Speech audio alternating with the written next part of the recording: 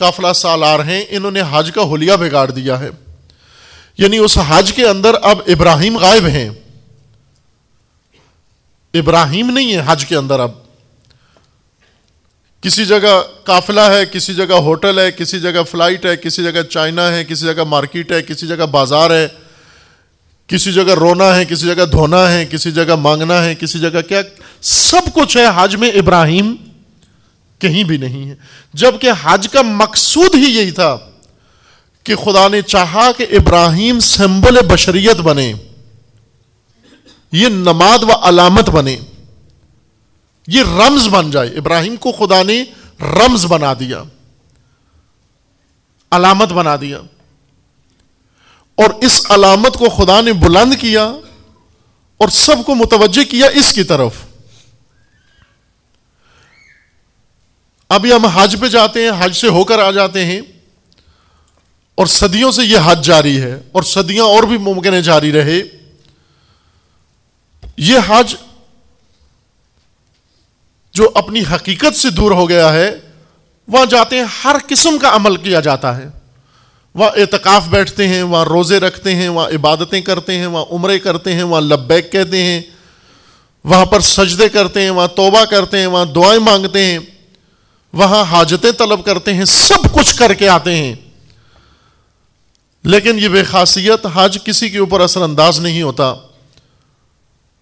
کیوں نہیں ہوتا؟ اس لیے کہ حج ان کاموں کے لیے نہیں تھا،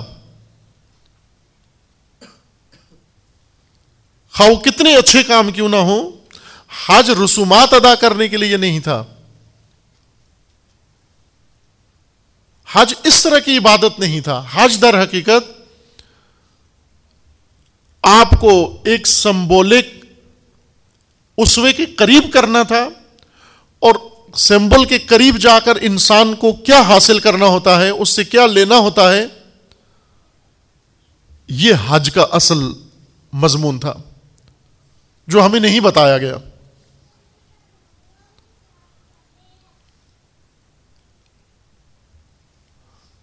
سید الشہداء علیہ السلام کی شخصیت و حیثیت وہی ہے جو حضرت ابراہیم کی شخصیت خدا نے بنائی ہے۔ امام خمینی رضوان اللہ تعالی علیہ نے جس طرح دین پڑھا، یہی کتابیں پڑھی، یہی اسوے، یہی سیرتیں، یہی شخصیات امام کے سامنے بھی تھیں۔ ہمارے سامنے امام حسین علیہ السلام باب الحوائج ہیں، یعنی حاجتیں مانگنے کا وسیلہ۔ ابراہیم ہمارے لیے باب الحوائج ہے، حاجتیں مانگنے کا ذریعہ۔ جو ابراہیم کا واسطہ دو، بیٹے مانگو، ابراہیم کا نام لو، بیویاں مانگو، ابراہیم کا نام لو، شوہر مانگو، ابراہیم کا نام لو، ویزے مانگو، ابراہیم کا نام لو، پروموشن مانگو، ابراہیم کا نام لو، ڈگریاں مانگو، ابراہیم کا نام لو، امتحانوں میں پاس ہونا مانگو، ابراہیم کا نام لو، رزق مانگو، غلہ مانگو، چنے مانگو، دالیں مانگو۔ ہماری نظروں میں ابراہیم ایک واسطہ ہے خدا کو پیش کرنے کے لیے، تاکہ حاجتیں ہماری قبول کر لے خدا۔ لیکن امام خمینی کے نزدیک ابراہیم سمبول ہے، رمز ہے، علامت ہے۔ امام خمینی کے نزدیک امام حسین علیہ السلام سمبل ہیں۔ اس نگاہ سے امام خمینی گئے سید الشہداء کی طرف، اور جو اس زاویے سے جائے اس کو حسین کچھ اور نظر آتے ہیں، اس کو ابراہیم کچھ اور نظر آتے ہیں۔ ہم جس نگاہ سے جاتے ہیں ہمیں وہی نظر آتے ہیں۔ آج بہت سارے لوگ ہیں جو کربلا جاتے ہیں، اسی نگاہ سے جاتے ہیں جس نگاہ سے لوگ یہاں داتا صاحب پہ جاتے ہیں، اور اسی نگاہ سے جاتے ہیں حج کرنے کے لیے کہ جس طرح کسی اور فیسٹیول میں مثلا شرکت کر رہے ہوں۔ وہ نگاہ نہیں ہے کہ سید الشہداء علامت ہیں، علم ہیں، نماد ہیں، سمبل ہیں۔ پہلے میں ایک گفتگو میں عرض کیا تھا، شاید سنا ہو آپ عزیزوں نے، کہ امام نے سید الشہداء علیہ السلام کو سرمشق مانا۔ حسین سرمشق ہیں، وہ کربلا سرمشق ہے۔ یہ شاعرانہ جملہ نہیں ہے. سرمشق، سرمشق اس تحریر کو کہتے ہیں جو معلم تختہ سیاہ پہ لکھتا ہے، زیبا خط، خوبصورت خوش خطی، اور پھر اس کو دیکھ کر جو کچھ شاگرد لکھتا ہے اس کو مشق کہتے ہیں. نوشتہ معلم سرمشق کہلاتا ہے، اور اس کو دیکھ کر جو کچھ شاگرد لکھتا ہے اس کو مشق کہتے ہیں. سرمشق وہ نہیں ہوتی جس کا ورد کرتے رہیں، سرمشق وہ نہیں ہوتی جس کو نگاہ کرتے رہیں، سرمشق اس کو نہیں کہتے جس کی تعریفیں کرتے رہیں. اگرچہ سرمشق ہمیشہ زیبا ہوتی ہے، سرمشق ہمیشہ حسین ہوتی ہے، سرمشق ہمیشہ خوبصورت ہوتی ہے، یعنی نوشتہ معلم ہمیشہ زیبا ہوتا ہے، حسین ہوتا ہے. لیکن شاگرد کو اس وقت سرمشق اس کو ماننا ہوتا ہے جب اس کی مشق کرے، اسی کو دیکھ کر وہ تحریر کرے، وہی عبارت تحریر کرے. صرف فرق یہ ہے کہ سرمشق معلم کا ہاتھ کا لکھا ہوتا ہے، اور وہی چیز جب شاگرد لکھتا ہے وہ مشق بن جاتی ہے، اور اسی مشق سے شاگرد کسی مقام پہ پہنچتا ہے. اگر سرمشق استاد نے لکھی ہے، اس سرمشق کا تعویذ بنا کے گلے میں لٹکا لیں آپ کہ میرے معلم نے بہت خوبصورت چیز لکھی، اسی کی فوٹو کاپی کرا لیں اور تعویذ کر لیں، اس کی انگوٹھیاں بنا لیں، اس کے تعویذ بنا کے گلے میں لٹکا لیں تبرک کے طور پر. نوشتہ استاد، نوشتہ معلم بہت زیبا ہے، بہت خوبصورت ہے، لیکن اس زیبا ترین تحریر کا جو حیثیت ہے وہ اس کو نہیں ملی، اس کا آپ نے تعویذ بنا دیا. زیبا تحریریں جتنی بھی ہیں وہ تعویذوں کے لیے زیبائی نہیں ان کے اندر تھی، سرمشق بننے کے لیے ان کو زیبا بنایا گیا ہے. ان کا حسن اس لیے، ان کے اندر جمال اس لیے رکھا گیا تاکہ سب کی نظروں کو جذب کریں. کشش اس لیے پیدا کی گئی تاکہ ہر ایک کی نظروں کو جذب کریں. جذب کرنے کے بعد کیا ہو؟ جذب کرنے کے بعد اس کی مشق شروع کرو. اور جب شاگرد بار بار ایک خوبصورت سرمشق کو لکھتا ہے تو مشق اتنی کرتا ہے کہ مشاق ہو جاتا ہے، اور مشاق ہونے کے بعد اس کی تحریر میں بھی زیبائی آ جاتی ہے، اس کی تحریر میں بھی حسن آ جاتا ہے، اس کی تحریر میں بھی خوبصورتی آ جاتی ہے.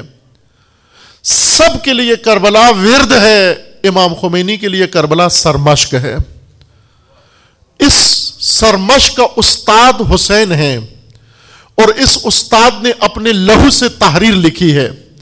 ہماری درسگاہ کربلا کربلا، ہے ہماری درسگاہ کربلا کربلا، حق کا سیدھا راستہ کربلا کربلا، بسیجیوں کا راستہ کربلا کربلا. اس معلم نے اپنے لہو سے تحریر لکھی ہے. کیا تحریر لکھی ہے؟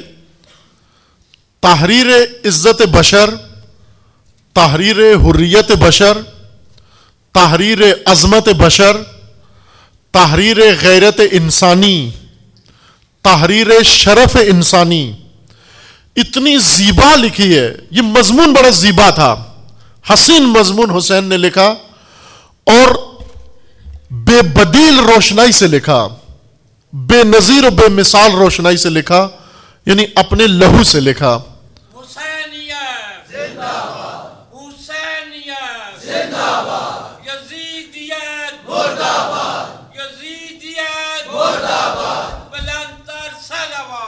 اللہم صل علی محمد. کس لیے یہ زیبا تحریر لکھی سید الشہداء نے؟ تاکہ وہ شاگرد پیدا ہوں جو مشق کریں آ کر اس کی، وہ مشق کریں. صدیوں تک کربلا صرف ورد رہا، لیکن صدیوں بعد ایک انسان پیدا ہوا جس نے کربلا کو سرمشق بنایا، سرمشق سمجھا اور مشق کی اور لکھی. اور اتنی خمینی نے تحریر لکھی زیبا کہ آخر کار راہ خمینی وہی بن گیا جو حضرت حسین علیہ السلام کا راستہ تھا. اور اس مشق سے زندہ ہے، زندہ ہے خمینی، زندہ ہے رہبر کی شکل میں، زندہ ہے رہبر کی شکل میں، زندہ ہے، زندہ ہے خمینی، زندہ ہے. اور وہی نتیجہ نکلا جو مشق کربلا سے نکلتا ہے. ہم نے کربلا میں ہر قسم کا ہنر آزمایا ہے, ہر طرح کا ہنر. ادیب پیدا ہوئے, بزمیں سجائیں, خطیب پیدا ہوئے, ذاکر پیدا ہوئے, ہر طرح کا طبقہ کربلا میں پیدا ہوا, لیکن مشاق شاگرد کربلا پیدا نہیں ہوا تھا. مشاق شاگرد کربلا, وہ جو تحریریں کربلا کی پڑھ کر اور ان کو پھر لکھے. لیکن یہ ذہن میں رکھنا کہ لہو سے لکھی تحریر کی مشق بھی لہو سے ہوتی ہے.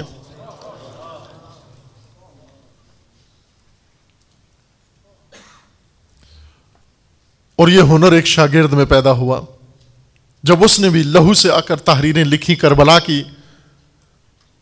یہ ہوگی کربلا سمبل, یہ سمبولک کربلا ہے. میری اور آپ کی کربلا سمبولک نہیں ہے, سمبل نہیں ہے ہمارے لیے, سرمشق نہیں ہے ہمارے لیے. تمام ائمہ نے باوجود اس کے خود امام تھے, رسول اللہ خود امام تھے, لیکن سید الشہداء کے پیدا ہوتے ہی سید الشہداء کی طرف اشارہ کیا اور روئے. علی خود امام تھے لیکن حسین پہ روئے. حسن خود امام تھے لیکن حسین پہ روئے. زین العابدین خود امام تھے لیکن حسین پہ روئے. اور آخر تک, اور حضرت حجت اجل اللہ تعالی فرج و شریف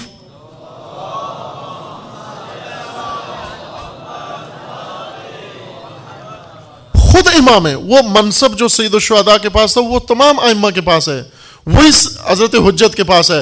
لیکن اس کے باوجود حضرت حجت کا اصرار سید الشہداء پر ہے. کیوں کہ سید الشہداء ان معصوم ہستیوں کے لیے وہی علامت ہے. کربلا علامت ہے. کربلا ایک سرزمین نہیں رہی عزیز من, فرق ہے. مدینہ میں بھی مزار ہیں, بقی میں بھی مزار ہیں, نجف میں بھی مزار ہیں, ایران میں بھی مزار ہیں, لیکن کربلا کا مزار الگ ہے, باقی تمام مقدس مزارات الگ ہیں. باقی مزار ہیں زیارت کرنے جاؤ, لیکن کربلا علم ہے, علامت ہے. کربلا سمبل ہے. کربلا کی حیثیت سمبولک ہے. یعنی کربلا ایک علامت ہے کسی راہ کی, کربلا علامت ہے کسی حقیقت کی. کربلا صرف ایک قبر کا نام نہیں, کربلا ایک خاک کا نام نہیں.